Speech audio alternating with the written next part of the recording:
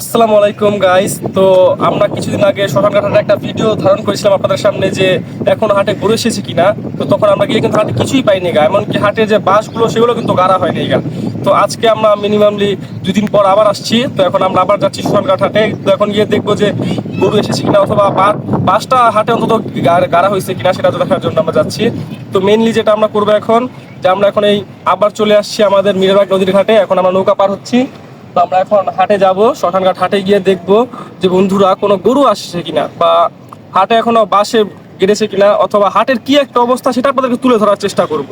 তো আপনারা আমাদের সাথেই থাকুন আর দেখতে থাকুন। আমরা আরো ইনশাল্লাহ আপনাদেরকে ভালো ভালো নিউজ দেবো, এবং ইনশাল্লাহ শুধু আমাদের অত্র এলাকার সব বিখ্যাত হাটগুলো যেগুলো আছে আমরা প্রায় সব জায়গায় যাব, সবগুলো ভিডিও আপনারা পাবেন। তার জন্য আমাদের চ্যানেলটি অবশ্যই সাবস্ক্রাইব করবেন। তো চলুন। তো এখন দেখেন এই চারপাশে দেখতেই পাচ্ছেন যে এখন হাটের কার্যক্রম শুরু চলছে, মানে শুরু থেকে একবার শেষ পর্যন্ত আমরা সব কিছু আপনাদেরকে দেখাবো। তো হাটের কার্যক্রমগুলো এখন পুরোপুরি হয় নাই, যার কারণে এখন হয়তো গরু আসার সম্ভাবনা খুবই কম। হয়তো গরু চলে আসবে, বেশি দিন নয়, হয়তো 2-1 দিনের ভিতরে গরু চলে আসবে। তারপরে আমরা জানি যে এই প্রথমে যে আপনাদের খালি জায়গা মাজারটা দেখাচ্ছিলাম, সেখানে কিন্তু অনেক প্রজাতির গরু আছে, যার কারণে সেখানে অনেক আগেই গরু আসে। তো আমরা এখন আপনাদেরকে যে দেখাবো মাজারের কি অবস্থা, সেখানে গরু এসেছে কিনা, আর থাকলে তো আমরা অবশ্যই দেখাবো দর্শক।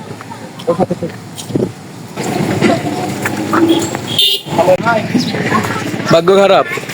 ভাগ্য খারাপ আমাদের বন্ধুরা। এখন বন্ধুরা আমাদের ভাগ্যটা আবারও খারাপ হলো যে আমরা আবারও আজকে এসে আপনাদেরকে গরু দেখাতে পারলাম না।